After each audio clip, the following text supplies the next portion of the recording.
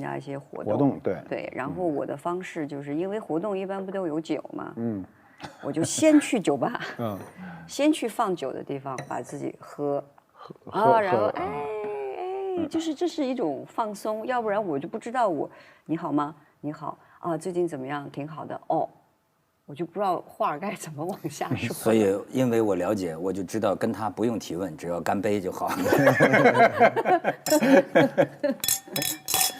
哎，是不是这种简单能够让你看，你只要一进了角色，你就不紧张了，你觉得那不是你了。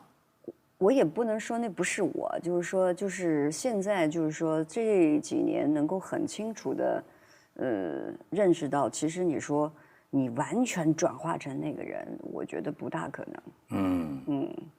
因为也是因为你的认知、你的生活经验、你对这个人物的理解，才能有那个人嘛。那换一个人来演，就是应该就是说是完全两个东西的。所以我就对这个演员的这个心理结构啊，我就特别感兴趣。比如说，就是像你看你的朋友哈，我们感觉就是坤哥啊、黄觉呀哈，其实你觉得为什么你们会成为特别好的朋友，或者说要当你的这样好的朋友，你觉得往往有什么特点？我觉得他们都挺诚实的，而且有那种善心的朋友。还要有颜值，对，文涛一直在说我是那个，我自卑就在这儿了。那你说他是不是有点外貌协会？不有，我是因为是觉得啊，就是咱们上一回不是聊嘛，他从小看电影，你知道吧？他有点，你看我生活里的故事啊，是不是说这个男的也要像男主角一样？有没有点这个感觉？没有，他刚才说有一个很重要，就是诚实。诚实是一个内心的感受，就是我觉得你诚实，你诚实不诚实对我不重要，我感觉重要。我如果感觉你很诚实，我就交往中就特别放松。如果人内心特别敏感，突然有一天你发现你对面那个人不诚实，你那门自个儿就关上了。对，你马上就很多事就不想说。这就叫真诚。真诚，对，就真诚。真诚无敌的。真诚的好处是容忍对方的一切毛病。对，我有很多朋友，就过去朋友就特真诚，就是那么多年，就毛病特大，毛病大到什么程度？就他到我们家玩，每回都偷东西，每回都偷，偷完以后他回家又给我打一电话说没看住我吧，今儿我家拿了一瓶好酒。那叫爱好，行吗？对，他知道，就是你也不能怎么着，对不对？这朋友嘛，这都能容忍，也没有从内心说我操，他怎么拿我一东西，什么都没有。就是觉得这能容，但是诚实。如果他拿了他不跟你说，那让你知道了，那就问题就大了，对不对？那是另外一回事。对，拿就拿了。我还真是觉得，就说人要不说都是平等的嘛，就每个人内心都有很多面。有的时候咱就说，对你比如说你要有的朋友哈，哪怕全世界都说他不好，你也不知道为什么，当你跟他面对面的时候，你说这就是朋友啊，这就好像我能谅解，我能理解，是吧？那你能从他那个角度去想，他干嘛这样？他或许是因为害怕，或许是因为没有安全感，或许那你做的这个决定就是不大好嘛，就是你只能跟他说，你就是你就这样不能这样嘛。但是他还是你朋友嘛。对啊。你觉得为什么你的朋友能维持这么长时间呢？你们的20不老剧。老剧就完了是吗？不老剧。不老剧，所以维持的也算是老剧了。我也没出去跟谁老剧。我觉得这样挺好的。我觉得漂亮的时候就是这样。我觉得朋友啊，他有一种，就是他认可了之后啊，就我有时候是看一些年轻弟弟妹妹，我只是看戏，因为我是观察人物练习，从电影学院就学习这个，我就一直通过他的演戏，他可能演得好不好没关系，但我从他的眼神里面，我们觉得这个人可能值得交。生活里面碰一次，我就会很亲近，这就叫辨认过眼神是朋友。他说这个问题很有意思。看到周迅，不了解的人都觉得他是一个需要保护的，也确实是啊，大家对他都有一种需要保护的。可是实际上我了解多了，我就觉得啊，他心里有这个保护者的一面，或者不叫保护者吧，就是你比如上次我就听黄觉跟我说，还是我看了黄觉写的一个什么东西啊。他说这个说我就喜欢让周迅啊这个送我东西，就是上次送了个几万块钱的。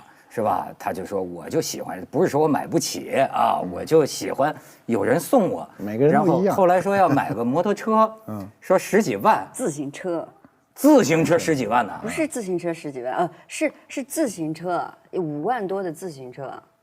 我就说你为什么要买5万多的自行车？我说那你能不能买一个1万多的，然后别的去捐了？对。然后他说我不要，就是。会有一种，我刚才讲为什么会维持那么长的时间，我觉得就是互相给互相一个地方可以自在的待着。那你为什么可以跟一个男的能混成这种关系呢？因为马爷不刚说我有非常爷们儿的一部分吗？仗义的这一面，就是比较男孩化的，对他性格很容易跟男人融合。对对对。而且还不落猜疑，是吗？有想法会把想法压制到可以克制的程度。是说他们俩之间，还是在外人中间？男女之间，外人之间，就是比如我跟他生，大部分男人对漂亮女孩都有想法，这是生理现象啊。如果你说我看谁都没想法，就是那我觉得你这人生理上有缺陷啊。这个那么。有想法归有想法，我们为什么有文明呢？文明是克制自己而已，就是克制到不能达到你所有的人生目的嘛。有想法不是个坏事，就怕没想法，看什么都没有想法，这人就活着挺没劲的。你有过想法吗？不是真的。我们俩还特别奇怪，真是没有过想法。完了，我能理解。对，就是。我妈就特别喜欢他，我妈每次跟他说话都是这样。对，可不是吗？对，但我觉得我们可能就过了那个劲儿了，过了那个劲儿了。一开始那个劲儿就有点像师徒关系，是吧？哦，你开始觉得他是个姐大，是不是？不，表演艺术家，崇拜啊。对，我们就没就可能那个劲儿就已经就。擦肩而过。不是，而且我还听一八卦说，他们俩就是要不说过命的交情。说有一次演什么水下的戏，对，就是他差点给憋死了，但是周围拍的人不知道，说是你把他给救了。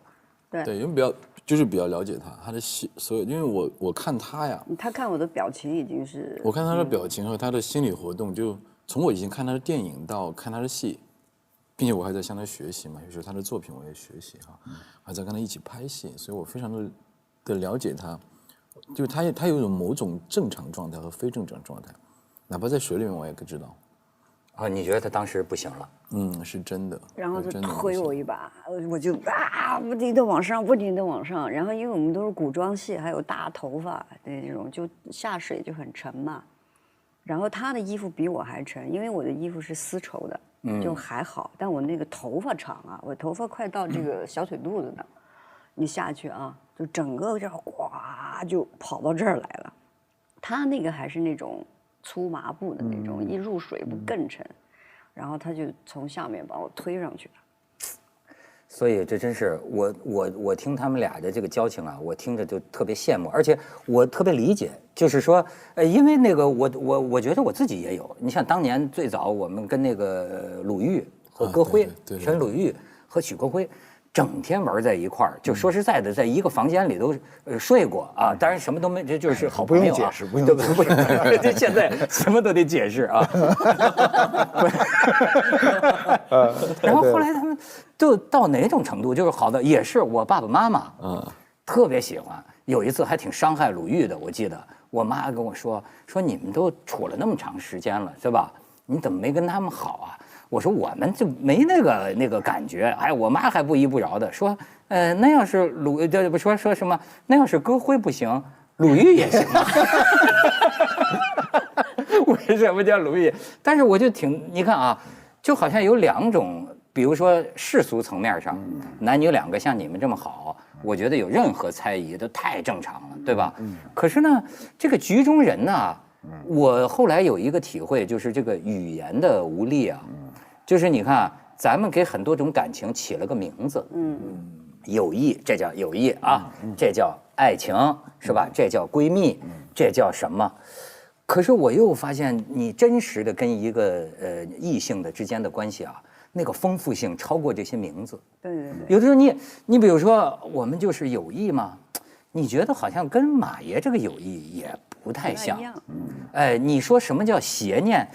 我觉得也不能说有邪念，但就是有一种感情上的依赖。依赖啊。那这个依赖叫什么呢？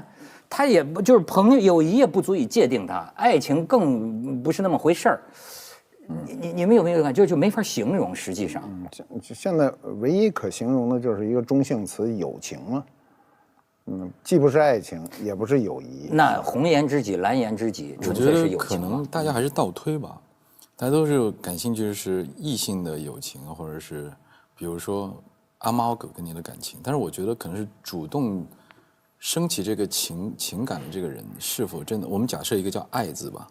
我们很容易把爱情变成是睡觉那个关系，或者是我有一天跟我的儿子聊天，我们在那聊到，我说他因为16岁、17岁了，他说他要处朋友了，我们俩的姑姑也在跟他讲啊，你可以现在处朋友了，谢谢涛哥。他说那爸，我给你汇报一下，可能我喜欢的女孩的样子。我说儿子，我们现在讨论一下爱本身是什么吧。我跟他谈了一个我的理解，我就不知道是不是对他有用。我说你一定不能不观察你的心，你观察到你的心的时候，你真正去爱对方的时候，先不要管对方是谁，你先拥有了你真实去爱的主动表达。你真正的感觉，你静下心来，你觉得你为了他，你不会去世俗不累，但充满着喜悦跟愉悦的时候，你真正拥有了爱本身。紧接着才是这个感受之后的下面的反馈，对方是谁，他是否回馈。其实有一句话就是说我爱你与你无关，其实从某种意义上我还蛮认可的。那回到我跟小薰的关系，我觉得也蛮有趣。其实它是一种爱，爱是什么呢？我就希望你好，就是比如说也不用面面俱到去思考小薰你做了什么东西我都爱你，就是小薰反正甩不掉，你也甩不掉我，楼上楼下住着，父母关系都这么好，从小到大要么是像这种爱有点像兄弟姊妹的爱，或者有一点是什么？你做啥我都爱你，我也明明知道你做错了，我也回来跟你吵，我们俩吵得乱七八糟的，它不影响爱的本身。但是很多人还是把爱会具象的到一个概念里面，你们俩到底是啥关系？也有些时候是个体单一创造一个关系。就是我们俩到底是独一无二。不是我们中国人把这个爱一定是跟性给勾在一起。对。他要勾不在一起，他就不说这爱字了。他跟西方人不一样，西方人这个爱比较博爱。博爱这个词儿就是外来的，咱过去没这事儿，你只能专一的爱，你凭什么博爱？你逮着谁爱谁，这肯定不行。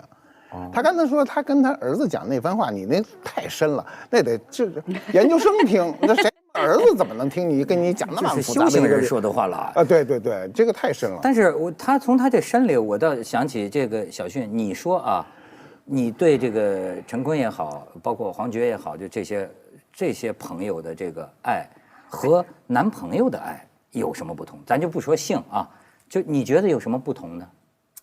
我就觉得最大的不同其实是没有要求。哎呀，对，我刚刚心里就想到这个。对，就是没有，就是说他就是这样，他就是这样。有要求买自行车就有要求，这不算要求，这不算要求。这个就是其实它是一种撒娇嘛。对不对？就是老黄他有些时候他就是会有这种。是。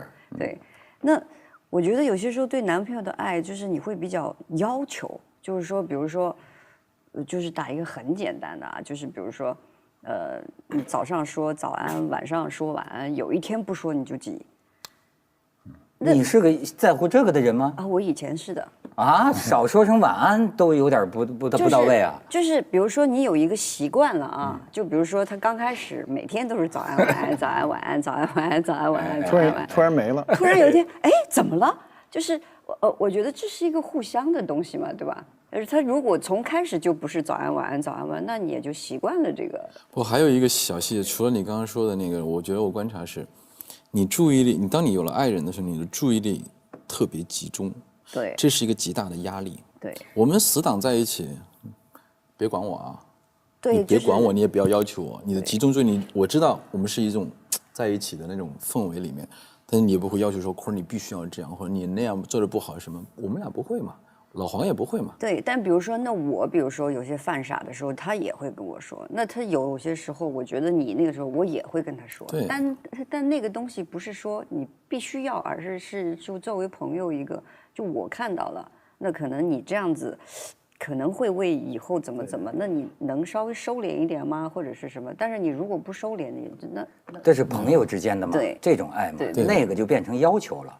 对，你比如说，我至少就能理解，就刚才坤说的这个，就是我初恋，我就能理解。就是你看，很多年之后，我听我们班同学讲起这个女朋友，我才意识到，我连我们全班同学都没有同学了解她，就我根本不了解这个人。哦。那么当时爱的那种死去活来，实际上是爱的自己的这个爱，不是，就是我爱，我在想着一个人，我爱我给他写的诗，我爱我给他送的花，我爱我给他说的早安和晚安，你明白吗？你那个都是表象。但是他是不是那个人呢？好像都不重要。不是说不重要，是你没有认知这个范围，我觉得。那现在你觉得年龄渐长，你的这个认知成熟了？我觉得会比较宽，对，比较宽阔。这个每个人的年龄啊和对情感的认知就是由窄到宽的一个过程。就你随着年龄增长，你肯定是越来越宽，越来越不狭隘。你能接受博爱，然后你包括感情的输出。我们说感情的输出不是按照常规说的这种感情输出，就是比如我有一个家庭，我对另外一个人也非常的好，不代表我背叛这个家庭。这个是个非常深的问题，是因为我们社会的变化。我们今天是处在一个叫这个，我觉得啊是人类的3次革命，第3次重大革命。第一次是农业革命，我们摆脱了那种狩猎的局面；第2次是工业革命，让我们的生活速度加快；这次是信息加智能革命。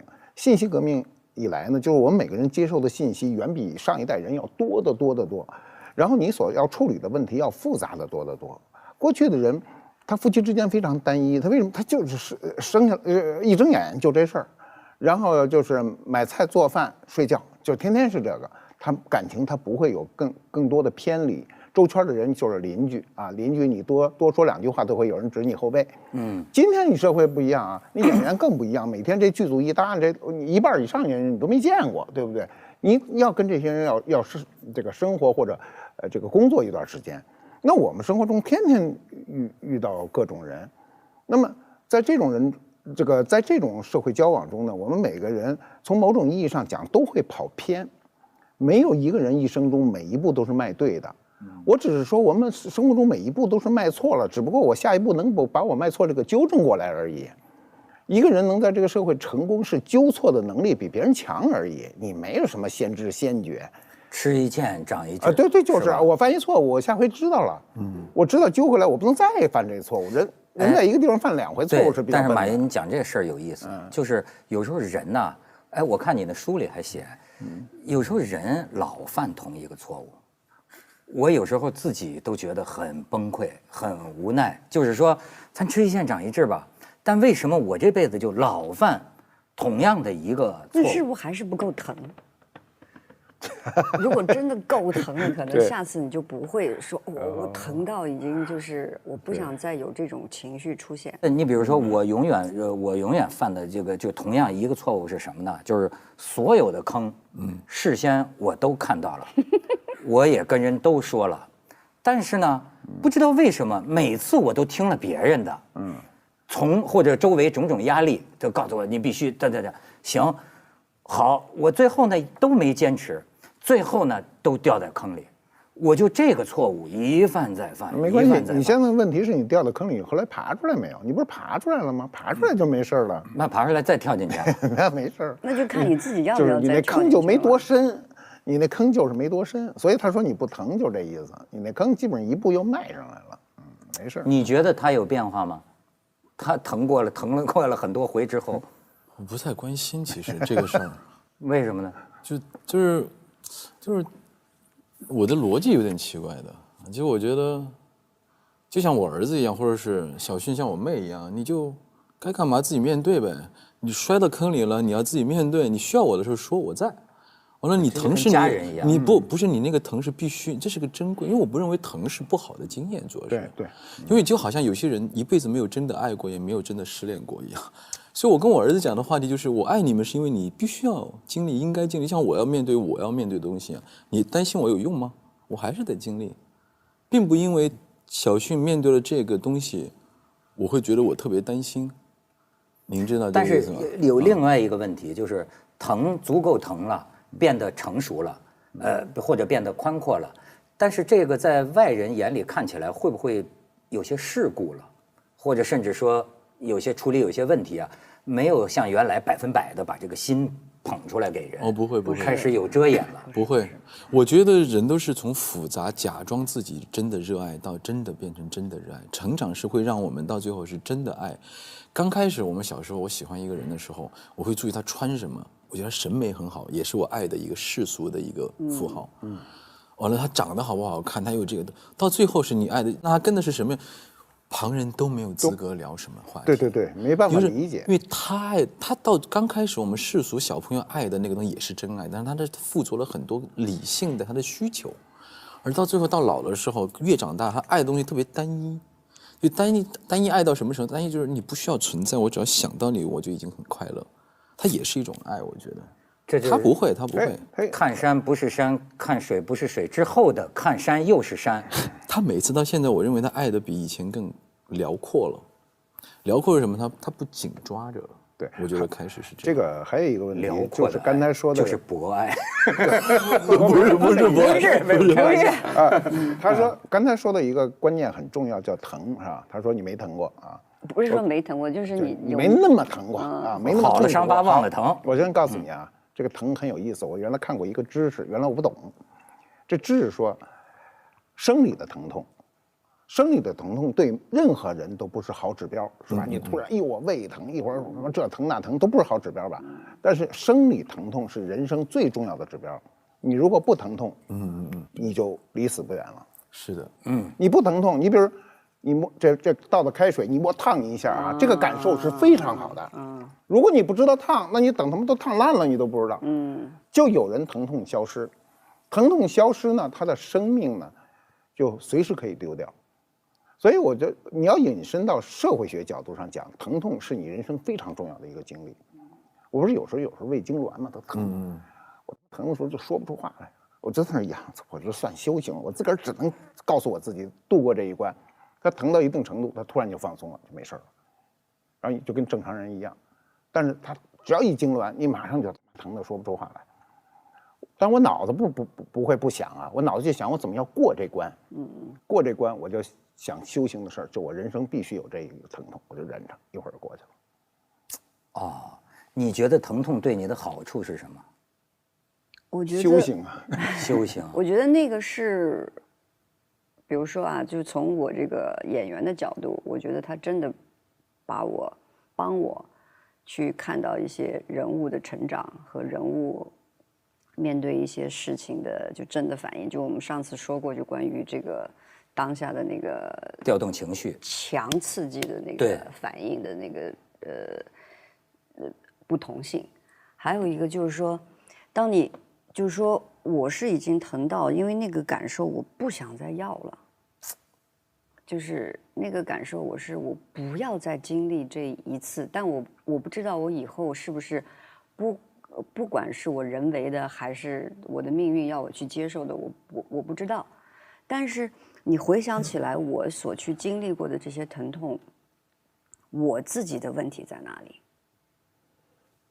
而不是说你不会付出或者是什么，而是比如说我的缺陷在哪里，我对于谈恋爱的这个缺陷在哪里，那我就不要去犯，因为那个疼痛我已经不能接受，我已经不能接受了。就是你就是比如说就像那个辩嘴好了，我现在连辩嘴我都不要，就那个黏腻的感觉，我太不喜欢了。哦，对。但是这一切又是为什么？这个来源在哪儿呢？你知道，我现在有时候觉得人跟人呐，真的是不同的。我们往往拿自己去想象别人，但是你比如说，像小迅呢，我就感觉，我生活里也见到有些人，要叫我说，就是每个人都是个能量团啊，你觉不觉得？哎，有的人就是欲望没有那么强，有的人10点钟就困了，这就要睡觉。有的人3天3夜不睡觉，跟年龄都无关呐，你这年轻人都熬不过呀。那他这个能量啊，有的时候你比如说要是用在感情上，我的天，那就是你知道我的周围朋友圈就有些那个，我记得有个法国作家就说过，他跟一个女人的这个感情啊，使点劲儿，他得等会儿啊，哎。就是说他跟一个女人的这个感情，我觉得就是说的就是说，这俩人呐闹了一辈子，就是没完没了，离了婚又在一起，离了婚，最后他有一句话说，我们就是彼此之间的刀和伤口。就是其实要让我觉得，就像咱们，你看有些这个艺术家，你会觉得他不消停，他照世俗人讲，就是他强烈的爱，或者说就不能稳稳的就这么待着，就是我就觉得你别看他身躯瘦小，他这个能量极强。你觉得你算作吗？不算作。我觉得我不算作吧，我觉得用作来可能就是那个作的程度是什么，但是我确实不是那么稳定，对，我不是一个稳定的能量场，但是你说我不稳定吧，我又有一个基础，其实我是挺冷静的，但是我90%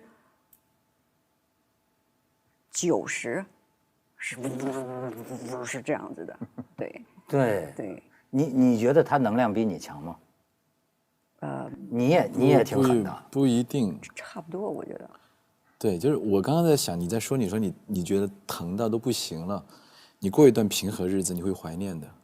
不，你一定会，小徐，我们到那时候再说。不，我跟你讲，就这个时候，就是说为什么，就是说，比如说我的，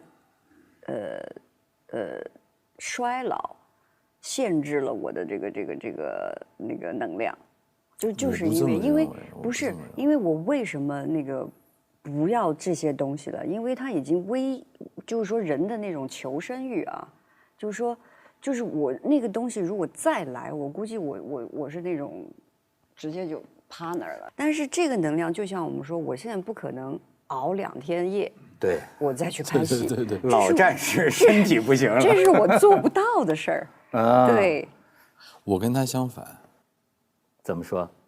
我现在能熬夜边去拍戏了。对他以前是我小时候跟是我们完全相反，我们完全反了一个格。我特别神奇，我现在不知道。对，随着你越老，你的觉会越来越少的，好吗？不是睡觉那个少。我27岁之前也不吸烟不喝酒的。对。他跟我一起拍戏，去我房间全是果仁，我的房间里面都是打坐那种，都不爱跟别人说话。我去找他，我说：“快点，你冰箱有可乐吗？”我打开冰箱，全是果仁，你看。他们玩这隔壁我也不去的，我特别就是生涩那种，反正就是有点就是故意避开，反正我觉得我懒得交流，我是懒得。过了到现在我也能喝酒，并且我以前也是早上起来要念经，打坐做瑜伽做一些热身持续几10年都是这样的。突然这2年，我跟小勋讲，我说小勋，我来了个新的东西了。他说怎么了？我说都不做了，这种形式我不要了，我要试试其他。我尝试了好长时间，晚上熬夜到2、3点，没事。不止2、3点，你现在2、3、4点完了就我在做一个观察，我在看我到底在经历什么。就我现在还在做这个阶段的观察。我早上起来，我就醒来这个完了就以前的脑子第一个念头是，哎，今天状态不好，我要装作好。不，我现在只要说好累啊，好累又怎样？好累就这样哈，就起来了，就完全不跟你那个劲儿相反。去了现场拍戏就是累，比如这场戏，脑子看那个剧本的时候应该是咔这么演的。对不起，我去了现场的时候我就是没劲儿。我觉得事实中这个劲儿能不能演到这个结果？哎，会出现很多奇怪的关系。这不一样，这挺好的。整个人体验，我就现在我就看就是这巧妇，他们说巧妇难为无米之炊，但我觉得。谁管你一定要做一桌好菜啊？就是我就有什么我就拿什么，就是接受了嘛。我接受，对，是吧？和解了，对，和解了，所以就成仙儿了这块儿。我没成仙，我还不行。但是你比如说，所以我说啊，就说是咱们一般外人的很多问题，我就觉得呢，似乎呢在你们身上根本都不存在。你比方说，都知道小俊身边很多好朋友哈，这要是有时候你看我们组里就说，这你们好成这样，真的哎，因为我了解你们，我就觉得我不会在意。但是我也特能理解，就是外人说的，就说难道这真不在意吗？这俩人好成这样，他们必须不在意啊，他在意也们必须没辙是吗？不是，我们俩都已经这么好了，不是，问题是他都看到我们是什么状况，我们是才怎么来的嘛相处的。谁知道有没看到的呢？不是他，就是他的朋友跟我的朋友成为死党，我们是从2个死党变成了4个死党，完了就我们身边的朋友越来越多，身边朋友几乎都是一坨对，了。所以马云，你觉不觉得这是个问题？就是好像有些咱们觉得普通吃个醋啊干嘛的，这些问题似乎不发生在他们这样的人之间。他当然也有他工作的特性，演员是一个特殊的一个社会阶层，因为你刚才就讲嘛，你不是你自己，你要演戏的时候，你要还是你自己，这个戏就没法演嘛。那么在这种情况下，你被别人去看的话呢，他是按照我们就传统的世俗，你仔细看这个网上所有的跟帖，基本上都是按照世俗的观点去跟帖，然后他不相信，男女之间会有非常纯真的这种感情啊，这种感情超越了一般的友情，但是达不到世俗的认为的那个爱情啊。那么我们今天社会提供的各种讯息呢，实际上是在慢慢的改变这个世界，这个世界将会就会出这种小型的这种就是完全家庭化的组织。这个雏形我在大概20年前我就说过。就是它会出现，就是若干个群体，它可能是4、5个，也可能7、8个、10几个人亲如家人啊。这个雏形在新型的人际关系群落对，这种群落呢，在未来的日子里会变得越来越有价值。为什么呢？它加入的人越多，我们先假定一个前提，就是这个组织是和谐的，不管你4个人还是8个人还是12个人，它是和谐的。那么如果你在一个和谐的范围内，可控的数量，你越大，你的价值就越大。为什么？很简单，我们过去认为家庭就俩人，夫妻2个人，那你夫妻2个人各带自己那个方面的这个信息，比如女的就是女方的，男的就是男方的。如果再赋予社会学的这个角色的话，你比如女的是个医生，男的是个工程师，好，孩子有病，二话不说全是他当妈的管。家里哪儿坏了，一定是我去修，不就这个道理吗？但突然发现你买东西很不溜，你这俩人他妈不会买东西老上当。好，4个人的家庭说，这有一售货员，好，他对商场特别了解，各司其职，各司其职，然后把自己的最大的能量发挥起来，那么这个东西就变得非常有价值。这种团伙会越来越团伙，这个不叫团伙啊！我现在就是没词儿，就这样一个组织，这词儿很准确，就是这。我们今天生活中有很多这样的，这叫组织吗？这不叫组织，它还没团伙，非常准确啊。对，那么他我们的群，比如说我们就叫好朋友们。对门啊，对，这个门里呢，它有一个价值是什么呢？就是一旦发生一个在社会上，就比如我发生一个问题哈，比如哈。我们家里突然有个病人，那么这里有一个人对医术非常了解，然后大家就会打电话问他，就说：“哎，这事你给我咨询，咱说哪个医院好啊？什么？这是不是就变得非常有价值？”听上去这人类就变成自立自救了。不，但我觉得这是马老师说的是一个世俗的观点，但前提呢很有趣，是我其实也想过，就为什么那么融入？比如说小迅有一帮他小时候那帮朋友，我以为他把我拉进去的时候，我跟他们每个人见面自然的变得非常的熟络，还不是因为小迅。就因为可能他喜欢的，或者说我喜欢的天性的骨性里面是差不多的，对，包括有些话题在我们这儿聊不用聊，就是这个，比如类似于说啊我没钱了啊，可能有些人私下就说啊你需要多少，大概其实就是这样的朋友。其实我们可能只认识1次2次，其实我们可能组建在这样一个朋友群的时候。都不是为了说刚开始，您说的是可能后面熟络了之后，刚开始触动的是来自于一个跨越过世俗需求和道德规范，另外的一个互相的默默契和认同的价值观。你讲的特别好，我真的觉得就是说物以类聚啊，人以群分。就是说咱们平常要是关系远呢，咱要遵循世俗的很多规则，对吧？但是呢，你看你老会发现这个朋友圈，你比如小迅这个，我也是有这个感觉，就是大概在80、90年代的时候。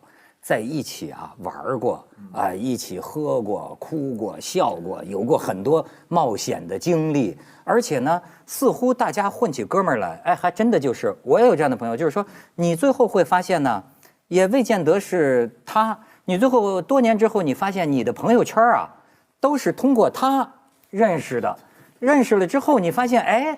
咱们都能玩到一块儿，是的，对吧？咱们之间的这种义气也好，或者说感觉也好，说话的方式也好，怎么就那么对路？对，这就是团伙啊。对，他这个还有一个很根本的东西是他的认知一定要达到一个高度，这个高度简单的说啊，就叫宽容，就是能够容忍所有朋友的缺点，不说优点你不需要容忍，对吧？是的。那么在这个大框架下呢，有一个问题，就是一个最简单的问题，就是利益之间的一个平衡，你是愿意索取还是愿意付出？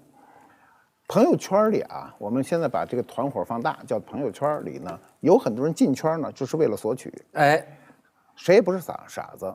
你比如我被谁拉进去的时候呢，我发现一个人对我很好的时候呢，我就开始。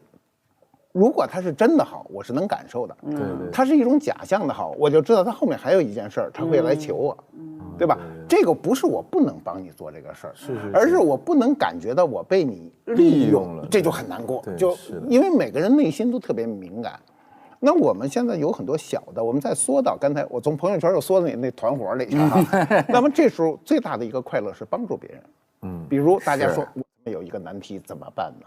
说你看这事儿撞我枪口上吧，我帮你办，我就有一道，马上就给你办了。你觉得特复杂一个事儿，我就是一个电话，这么简单。哎，那这个就体现了这个团伙的价值。对，哎，真的，我觉得我现在心里还有那个，就是说最好的朋友哈，他要是有个事儿求你，你也正好能帮上忙啊，特高兴。我都觉得有点像喝了酒一样，就是胸口有点热，会有点那么个劲头，对，是吧？对。所以你看这个很有意思。你比如说，我发现咱们这个朋友圈啊。有时候喝了酒之后一介绍个新朋友，比如这陈坤，往往有一句话，也是个性情中人。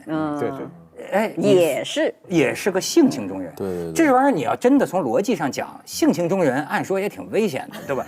挺任性的嘛，是。但是好像我觉得啊，不光是一个性情中人，第一个咱们交往不是索取别的，对，是性情之交。对。再有一个呢，往往也不是特 low 的性情。说实在话，这个人呢。他实际上是很敏感的，也很自省的，就很知道把事儿啊、把话呀说到哪个分寸上。我觉得这样的朋友太难了，对吧？但我他是迈过一块儿。你比如我们年轻的时候啊，尤其我们这代人，年轻的时候所有的团伙都是不计成本的，都是为朋友两肋插刀的，为朋友去打架，没有问过。对错没有，也不问说为什么，就说被欺负了，就出去了。那么经过了一段时间的历练，那这个是包括整个社会的，叫商业社会的历练，然后就是各种利益关系，能够把这些朋友呢，就是亲疏远近就分开了。过去非常通过事情，对，就分开了。然后迈上一个台阶的时候呢，这时候又缩到原始状态，我不问利益。不是我非得帮你这事儿，要求你有一个回报。有时候人家觉得你帮我一事儿，要这么大事儿，你帮我忙，我能不能怎么着？我说没那个意思，一点儿都没有。对，就对我就是有时候可能这事儿就很顺手，对吧？有时候你觉得很棘手的一个问题，那别人就是这事儿简单的要死，到我这儿就弄完了。对。所以在这样一个社会的就说到咱们找不着词儿嘛，还得叫那团伙里的，你会觉得非常舒服。褒义词的团伙，他就非常舒服。那坤哥，你是不是这体会？那就是我自己认为，朋友是他有一种求同存异的某一方面的默契。但我觉得还有个更漂亮的关系是在于，我们只在我们默许的概念里，我们的艺术认知包括追求和不断的改变。哎，坤哥的团伙是要求进步的团伙。对，进步的。比如说，我跟小迅是真的会回来说，我们俩一起有一个尝试说，我们以前挑剧本都挑我们喜欢的。那天他说，快让我们接下来挑不喜欢那个角色，好好去琢磨。我们先不问我们为什么不喜欢，我们来认真研究一下。我说好，还有迅姐，我说我们接下来我觉得不再演了，我尝试一下不再演是怎么样，因为这是要有勇气去尝试的。那我们是在这个方面是互相鼓励的。但是还有一点是，我觉得朋友里面对我的人性是一个考验。人性为什么看？特别是我身在这样一个职业，我觉得最真诚的朋友是梦寐以求的。这个梦寐以求不是外在别人来看，是当我的朋友好的时候，不是表现出来了我为你赞美，不是朋友圈里面那个，就我心里真的嫉妒还是为你赞美，这是考验我内心的。只有到这样的人出现的时候，他才是我一辈子过命交情。哎，这个，但是比如说认为的朋友，我要是发现他撒谎，那我就真的不行了。liar， 对，谁也不为什么这事儿这么重要呢？就重要就没有你，我们这么长时间你对我撒谎，为什么？连真都没有了，对什么可能都是假的。对，啊，我觉得他要是撒谎，我就对，我也最怕这个。哎，那对你来说哈，因为我发现呢，你从小就是一帮人在一块玩儿，这种关系对你来说特别重要吗？比如说，甚至比家庭还重要吗？是非常重要的，因为你知道这个是就像刚才坤儿说的，就是其实我们这个小团队是挺上进的。对，团队啊，不叫团伙，团队。对，我们这个团队是挺上进的，就是比如说，我觉得基本上没有什么自暴自弃的人，基本上啊，就是我啊，而且他们都会随着成长，越来越有爱心，越包容。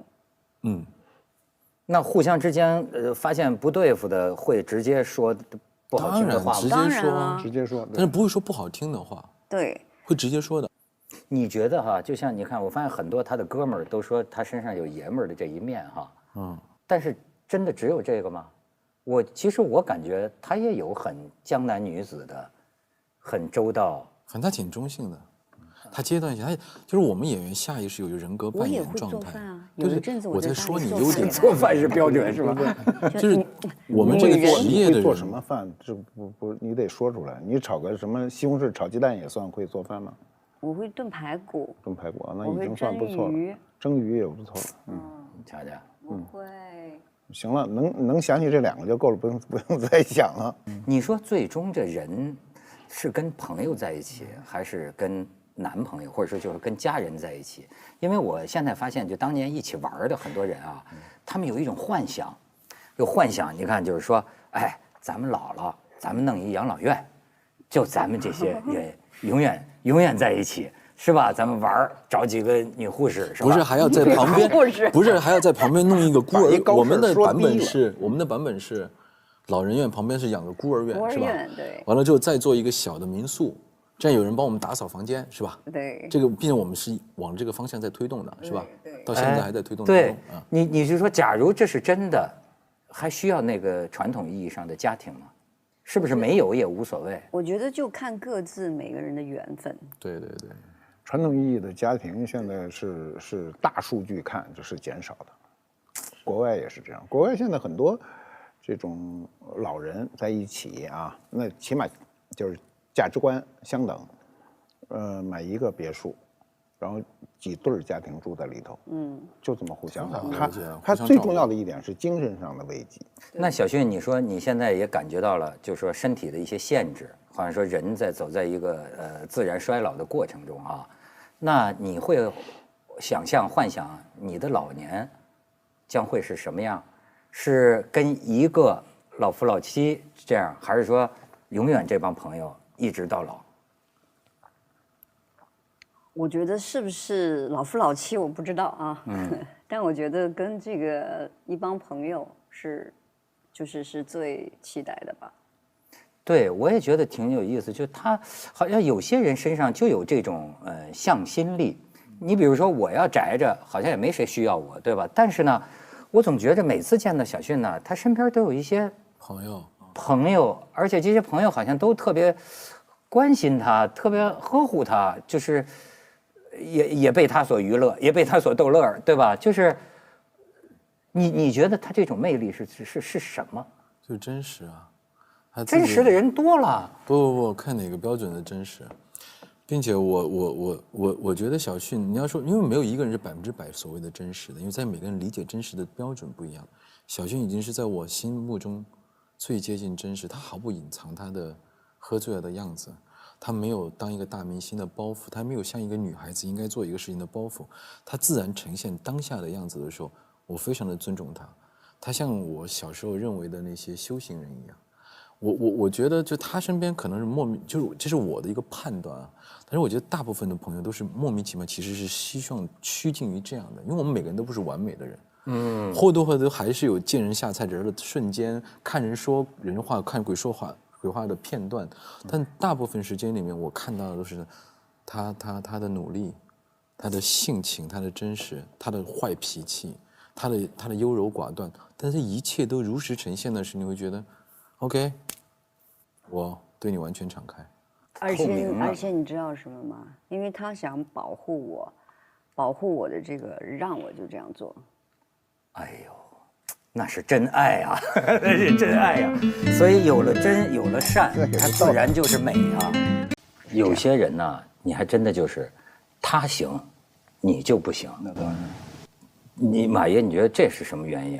而且有些人大家就喜欢看他行。是一般来说呢，按照中国的传统文化，女性相对都比较封闭。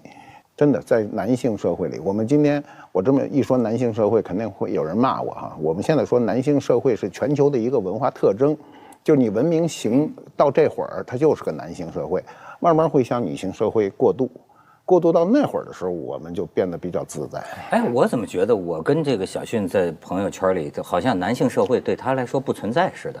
对，那我现在说的就是这个问题。我可能不是我可能就是我对这个没有一个，因为可能我小时候读的书也不多，对，然后这个对我来讲不是一个限制，或者是一个我知道这是一个男权社会，或者是就是那个女人就是会比较干嘛的，就是我不知道，问题是我不知道，那所以我的相处其实我没有分你是男人或者是我是女人，就是可能从接触的时候就已经没有去分这个。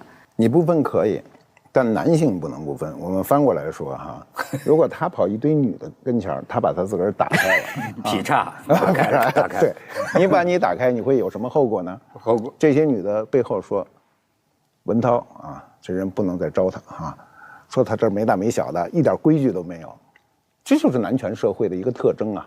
就是当你陷入一个女性包围当中的时候呢，你就不由自主的变得比较矜持，你比平时矜持。这就是把自己稍微关拢一点，这社会文化现象很正常。但是你看马爷，你说这个话，我就想起来这个《红楼梦》里哈，这《红楼梦》有一段话，就是说呀，我忘了是谁说的了，好像贾雨村跟人说啊，说这个世界上有这么一种人，这种人呢，就说是天地之间的一种灵气儿，我估计也可以叫一种邪气儿，就是你不能用一般的善恶，或者说男权女权去框他。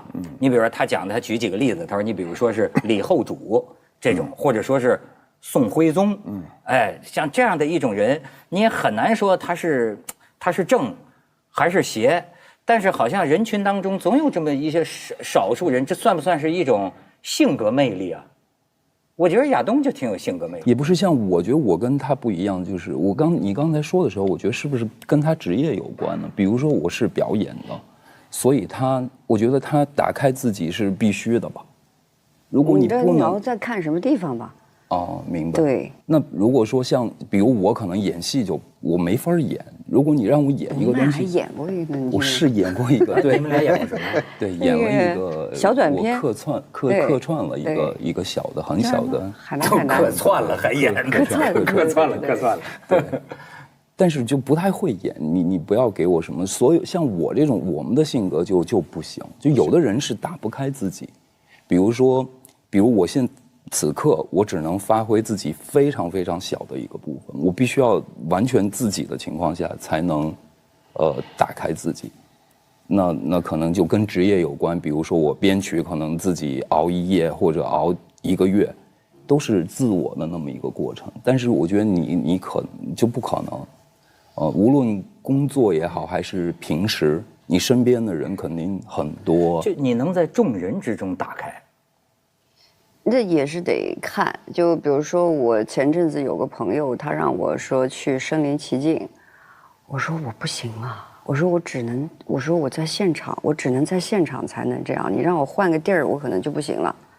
就我觉得可能也是一个环境，一个习惯性的一个东西，就是你那么说，我就是说这个职业的分别也是有关的，因为我从小拍戏，其实就是每个戏都是一组一组一组的人嘛，就是你要在这个剧组里面去接触很多人。那在接触很多人的时候，我觉得这个可能跟我父亲给我的东西也有关系，就是他也是就是说希望大家都是很平和的，就是很融洽的，就是在一块儿去度过一段时间的。就包括从小他就跟我们说叫什么家和万事兴啊，家和万事兴啊，所以这个可能在我脑子里形成了一个观念。你累吗？我不累。你知道，我很想知道你一个人的时候，因为你看，你像我也是有这个社交恐惧症啊，这不太像是吧？但是呢，是我能理解他，就是有的时候，比如说咱们朋友在一起了。我就觉得呢，要是有个像马爷这样的，能让大家开心，我就歇着了。但要是没有个马爷这样的，我也是觉得我得耍耍宝，让大家开心。我也会。但是那个给我的感觉啊，好像主持节目，就是真的，就是说众人散去，我自己在家里还是郁闷。你呢？我们都走了，就剩你一个人的时候呢？我倒不郁闷，就是因为我觉得能够，因为我也不去接触太多陌生人。对，然后我能接触的其实都是我相处很长时间的朋友，对，所以就几乎郁闷这件事是没有。但是比如说平常我一个人，我要是不拍戏的时候，我会觉得很无聊，对，因为比如说我看电影也好看剧也好看什么也好，它总有不想看的时候。那我又不是一个好读书的人，但是呢，我家买很多书。很多书，我坐的沙发旁边全是书，看着他们就高兴。对，看着我就觉得我读了。不是，大部分读书人都是这样的，书不是都读的嘛，那书越多的人读的就相对越少。是吗？那当然不是，那好，我们家书架那书多了，比这屋子那不可能都读。书是一部分是精神支柱，另外还有的时候呢。你会突然觉得这本书有用的时候，你会抽起来看一看。读书有很多种，有精读和粗读，还有就是打开就算读了，翻开看2页觉得没劲，也算读了。你看你也变得挺大。我变了，对，因为你说我是怎么变了？我觉得我们认识好久了。我觉得你现在变得，照黄觉讲话呀，他的分析可能不一定对啊。他说呢，这个慢慢的呢，他还又露出那个江南女子的那一面，就是说越来越家长里短了。现在周迅到哪玩呢，父母亲一定要在旁边啊，心里觉得安心。到哪去旅游，一定要带着爸爸妈妈一块儿去，而且呢，好像是更在意身边人的感受了。对，你是不是觉得你有这个变化？对，因为我其实。就是当然小时候自己不知道了，但是后来有几次我情绪特别低落的时候，我在看那时候他们给我拍的照片啊，或者是后来比如说老黄啊，就黄觉跟我说的那些东西啊，就我觉得自己，哎呀，怎么会这个样子？就比如说我跟老黄打电话，如果我心情不好，我就会给他打1夜电话，我也就是可能喝醉了，我就觉得我怎么这样，你知道？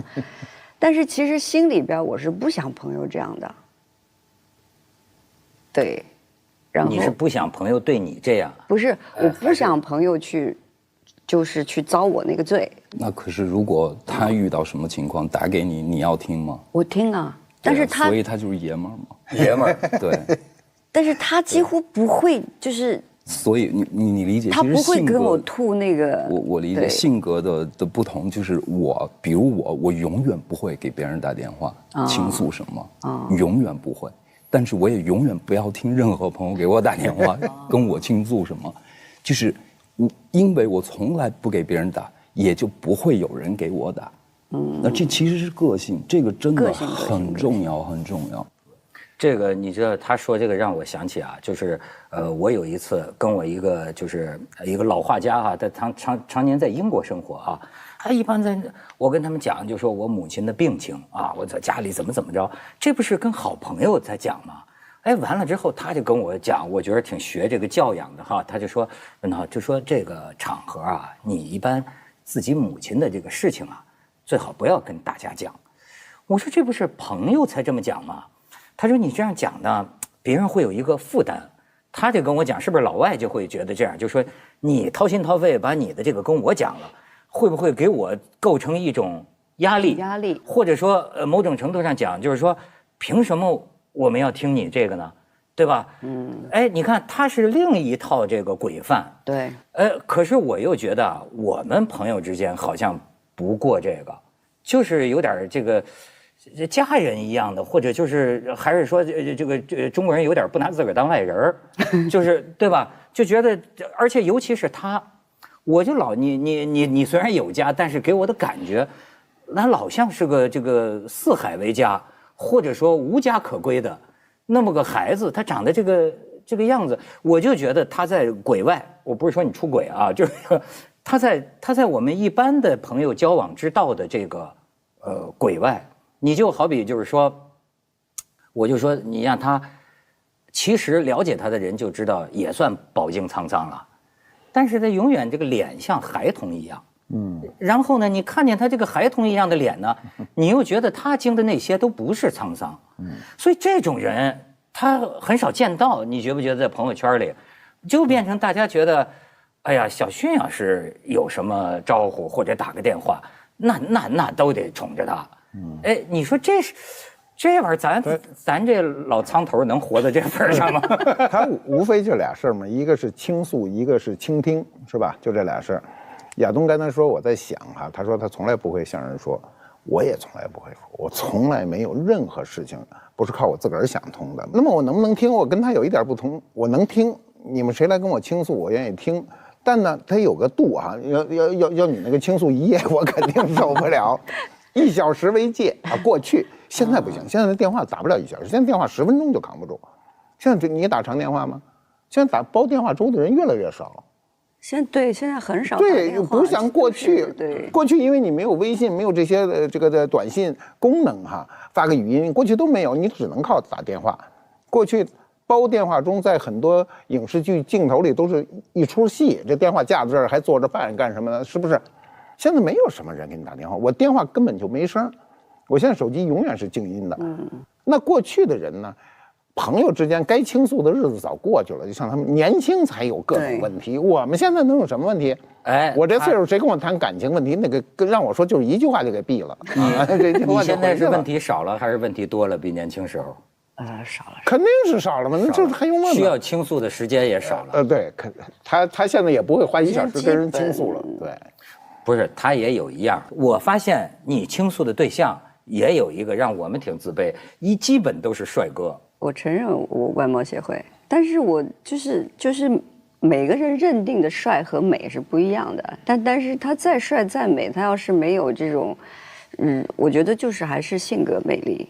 我是在哪儿看见过一点，就是说俩男孩子挺帅的走在街上哈，然后呢。突然有一个瘦小的小女孩噔噔噔跑到他们前边，好像叫自己后来的女伴哈，你们快点，你们快点，快点。其实是在干嘛呢？其实是你知道那时候就是小时候就是玩的一个，现在叫套路，对吧？就是因为我们读舞蹈学校的时候，就是也是会。就是看到这个背影挺帅的，我们就会跑到前面，其实是想看前面帅不帅。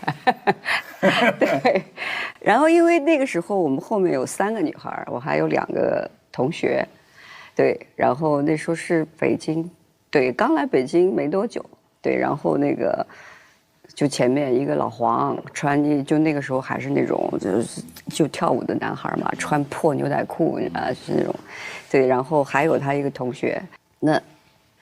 就觉得这俩背影这么帅啊，对，然后他们俩就说你来，我说我来，然后我就跑到前面看一看，哎，上来的就是说明不错。你别看他像个孩童一样的脸，我觉得它见证一个时代，真的。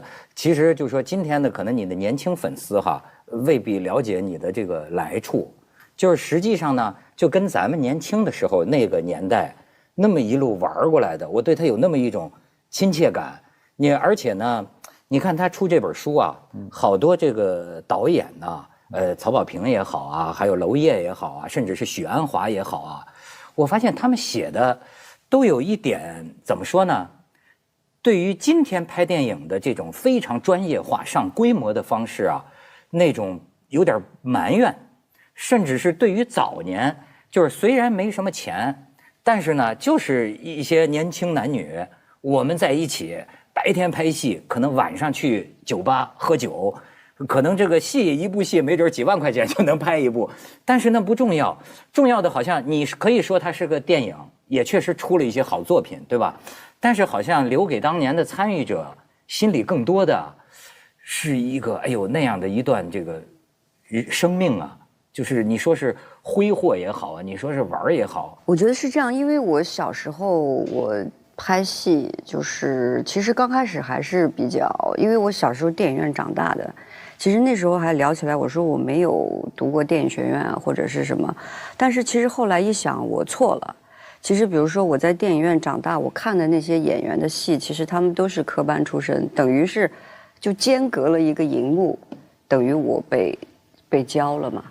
那刚开始确实是因为那个年代没有什么，那个年代女演员胖和不胖，就根本不是要说的一件事儿，根本不属于在讨论范围。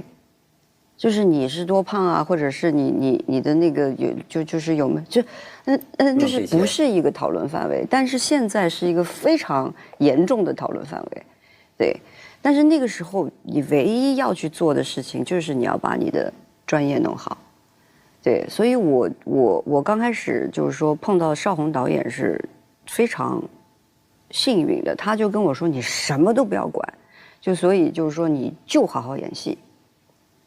对，所以我在那个时候我是种下了这个种子，而且在我小时候我达到了，不是说我达到演戏水平有多高啊，不是这个意思，而是比如说我脑子里的不管是肾上腺素也好，我的肌肉记忆也好，我的脑子记忆也好，就我知道我那个戏到那儿的那个舒服感，就是自我感觉，这个是别人很难体会到，他自己知道这个行不行。对。然后如果我现在就是拍戏，如果我现在不到那儿，我就过不去。就是自我感觉。而且常年累积跟不同的导演，他有更多的叠加，就是说可能我的。肌肉的记忆，或者是我脑子里面的那个情绪记忆点，可能越来越深，越来越浓。近一些年，我觉得就是时代就是变了，对，这就是一个非常非常快的时代。大家没有人像我们过去看一个戏可以那么多人同时看一部戏，现在基本上都很少，大家都很短暂去找一些点，都在找那个点。如果你没有那个，他就很难。接受听歌也一样啊，就是选择多，我觉得不珍惜。对，像过去，比如说，就是我跟马老师前2天还说，过去我们去买一个，比如夏天想吃冰棍，只有一种。你现在去打开，我要吃哪个？你要选择，就是很多时候你会说啊，我懒得选择，随便拿一个就算了。所以它并不是，也吃起来也不会那么珍惜这个东西。就是这样，所以你看那么多歌，那么多戏，所以人们关注的点确实有一点点不太一样。我觉得这个是，确实对，比如说真正喜爱表演的，像他这种，有可能人们会忽略掉他刚才说自己认为很舒服的那个点，而去关注你可能根本不在意的东西。就比如我写一个歌，好吧，我说我那个歌有一个很好的点在。1分半的时候，可是前20分钟已经被人关掉，就是会这样。对，人们都很快。这怎么办呢，马爷？简单的说啊，就是高标准是需要全民族的这种素质提高，素质是一个非常复杂的一个命题，就各个素质。我们今天不能说今天的孩子的文化素质不高，他们学的东西比我们小时候要学的多得多，他们接收的信息量是巨大的。但是有一点，他刚才说他反复用了一个词儿是记忆，这个记忆呢，记忆是一个。不是一个刻意的记忆，是一个下意识的。你就是感觉到了这个记忆到达的那个点的时候，你自我感觉是舒服的，你就舒服了啊。对，你自己就彻底明白这过了，这条过了。有时候你差一点的时候，即便导演说行了，你都觉得好像还可以再来一下，再来一下。你看没有啊？这种记忆包括他做音乐，音乐这东西啊，就所有跟艺术相关的东西呢，它所有的界是模糊的。他说的那个点，只有他自己明白，别人都找不着。别人除非特别敏感的时候，这块好，那这是专家。这种专家就是100个人里也没一个，10000个人里没准有一个，对不对？这个很少。所以我老说一句话：做事儿本身就不是给不明白人做，给明白人做。什么意思呢？就是说这来了10000个人看了你这东西。里头就一个明白人，这人明白把这事儿说出来，这就够了。剩下的人全是看热闹。周迅，哎，你们俩终于在我们这儿聚首了啊！瞧瞧坤哥，你们俩感觉现在就可以那个眉目含情了。你们俩还有情吗？哪方面的情吧？您说。哎，这正是我今天想探讨的问题。哎，他们俩在一块儿真的是可以聊聊啊，男人和女人之间的这个关系。能够有多少复杂性？哎，坤哥，你觉得这个迅哥对你来说是个什么样的朋友？就存在呗，存在。这现在就几乎就是像家人一样了，对，那个情已经是像家人一样了。可不是，我第一次见到你，第一次拍戏的时候，相雾的时候，我第一次拍这戏，我抱着他，不是要有抱他的心，我就一直抖。对，为什么呢？就紧张嘛，一个是新演员嘛，第二个是，就小时候我们就看迅姐的戏长大的。有现在迅姐，你看到她这从苏州河里面走出来，抱她真的抖，她是控制不住的。现在没了，是吧？现在是左手摸右手了，是吗？啊。现在反正因为我们去年就又拍了2个戏嘛，就是现在有一种那个感觉也挺逗的，就其实已经非常熟悉了，但是呢，因为成长，因为这又有陌生，然后因为角色的不一样又有陌生，所以那个跟小时候那个又不大一样，从不熟到拍戏就是那种就是咔刚笑完然后可以含情脉脉啊。哎，那我问一个刺激性问题啊，这我很好奇。那像你们俩这样，就是哥们儿吧，或者说就是这么好的啊，比方说要演吻戏，别扭吗？不别扭啊，干嘛别扭？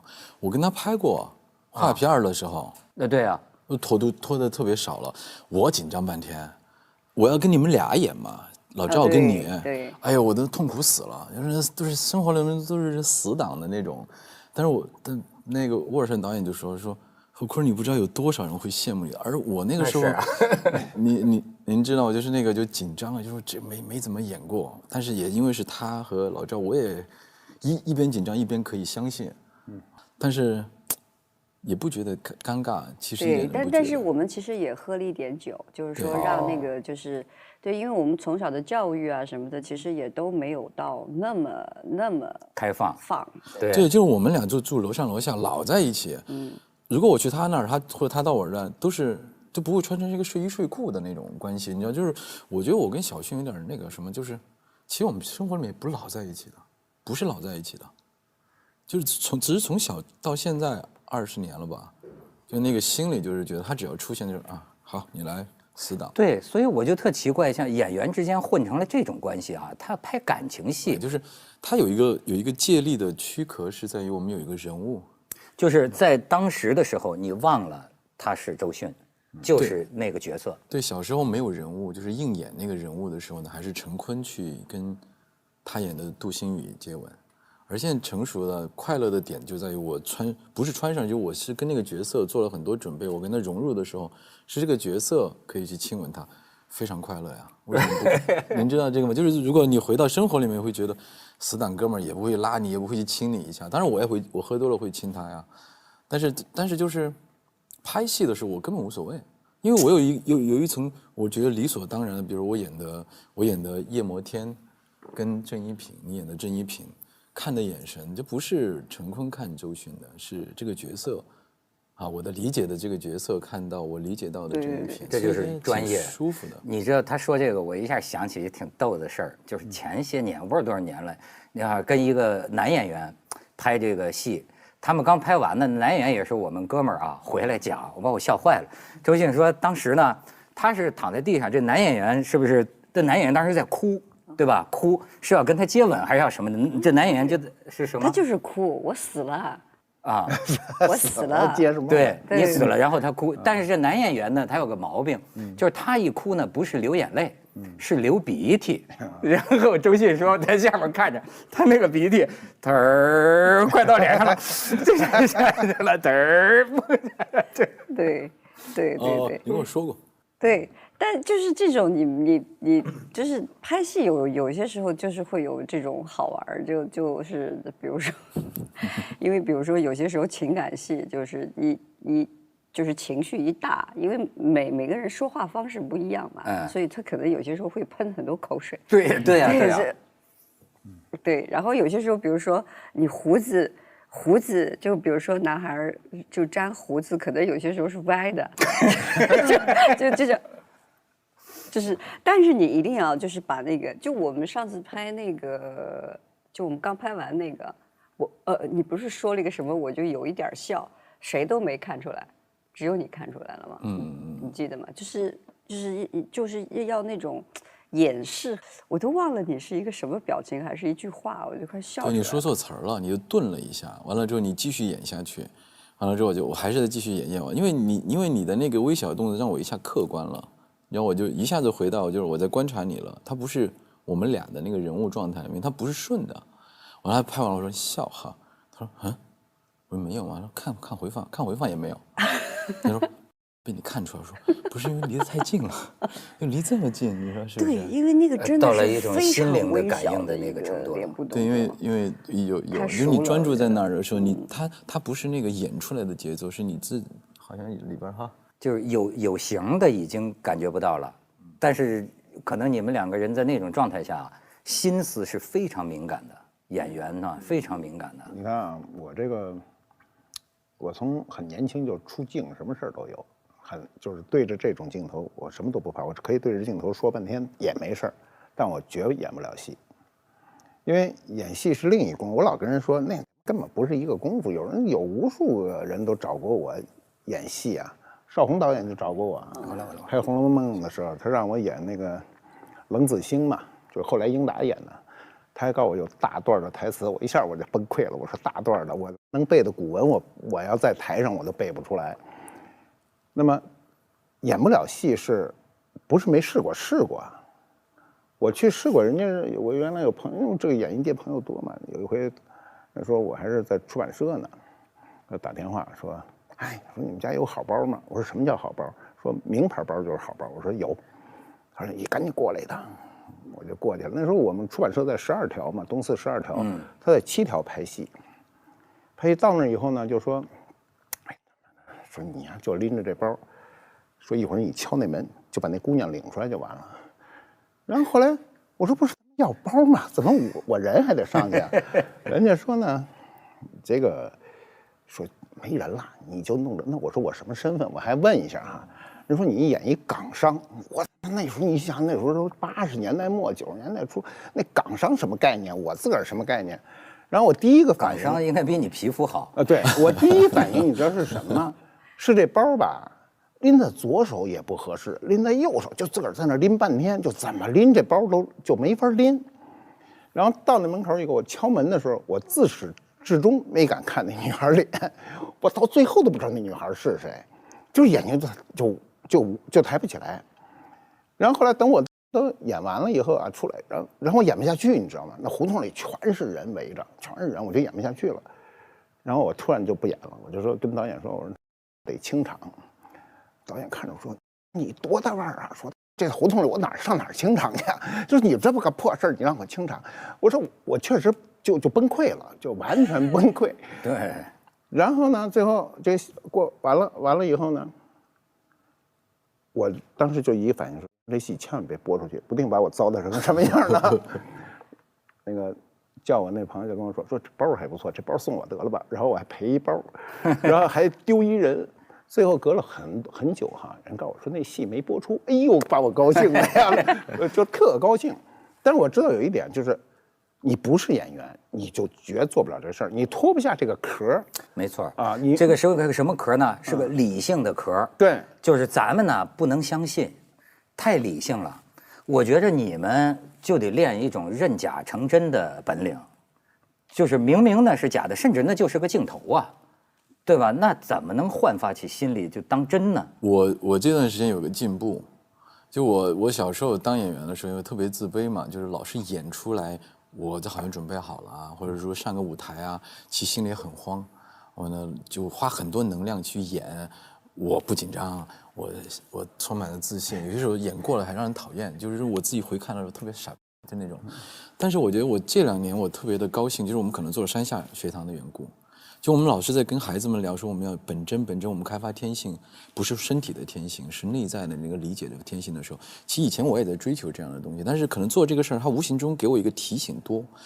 我今年年底出去做2个活动，就上台嘛，还要说台词儿哈，我上去就紧张，我都说错词儿了，这不应该的。你想想，我是多老的演员了，20年了，你想想，老戏骨。对，因为上台你要让我说个词儿是根本不会有这个问题，但是我真实看到我紧张，别人我深呼吸了上去了，我觉得这是个特别大的进步，是在我生活当中自然了，我接受我生活中的这种自然的状态，有可能是一个对于演员来讲是一个更好的，因为以前生活里面花了很多能量在扮演某个东西。明白。就是你现在就是每个阶段有一个不同的一个审美标准，对自己的一个要求哈。